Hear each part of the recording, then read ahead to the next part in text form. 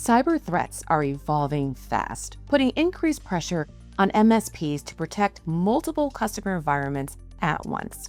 Today, we're joined by Jim Waggoner from Enable to discuss why many security approaches struggle to keep up and what it really takes for MSPs to build true cyber resilience. Jim, it's so great to have you here. I'm so glad to be here. Thank you so much for the invite. Why do today's threats feel so different compared to just a few years ago? And what factors are driving the shift for MSPs? Excellent question. It's interesting. And I've been in cybersecurity for a few decades, and in one aspect hasn't changed at all. The threat actors or adversaries still want to do something to the things they want to do maliciously for environments.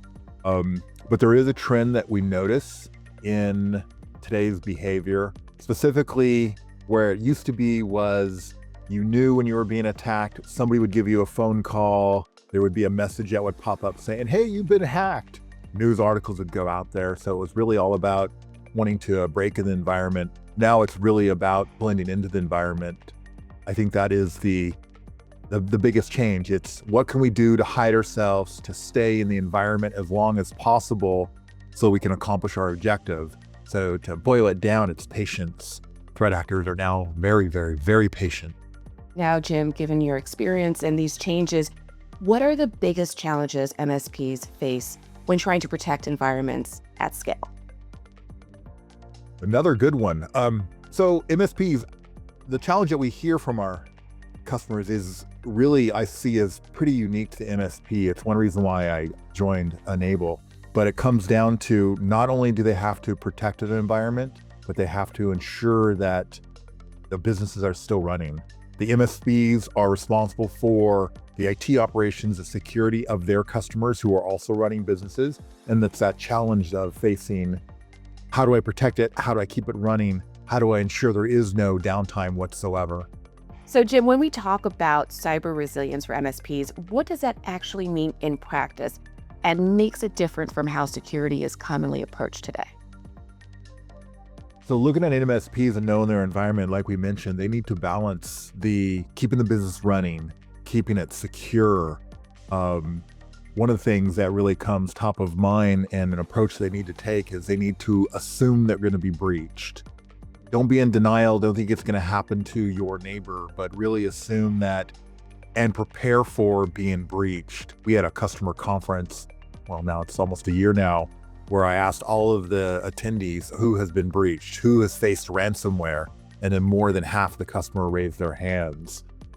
It's just not something that they're talking about from day to day, but knowing that they've been breached, chances are whoever's listening to this, you may be breached or will be breached, so plan for that. Yes, very scary, but glad we're in good hands. Now, Jim, how can MSPs turn cyber resilience into a repeatable, standardized security approach across their customer base without adding operational complexity or staffing pressures? Now, is that actually possible? It is. I think going back to MSPs, when I first joined Enable, I'd come from mostly enterprise. The customers were all segments, but we focused on the enterprise. And when I came here, I wanted to learn a little bit more about MSPs. So they're top of mind. When it's not security, it's keeping that business running. And we saw that some of the most successful MSPs really adopted the attitude of standardization. Instead of having a diverse environment, lots of different applications for every customer, a lot of procedures, those who found a way to standardize on a stack of technology, on the same processes, who worked on automation, they could reduce their costs and scale that to all of their customers as they managed them. Now you take that same approach with security. Standardize your technology stacks. Make sure that you have standard policies, standard response. Introduce security policies that are everywhere. So walking through those things like to ensure you're not going to be attacked, make sure you have MFA, especially for MFA that can be resistant against phishing attacks, and do those types of things everywhere. Jim, you made this so simple to understand. Thank you so much for joining me here today. Thank you again, Kenna. Thank you so much. For more insights on cyber resilience and how MSPs can strengthen your security approach, please visit the website on your screen. For the Channel Company, I'm Kenna Johnson.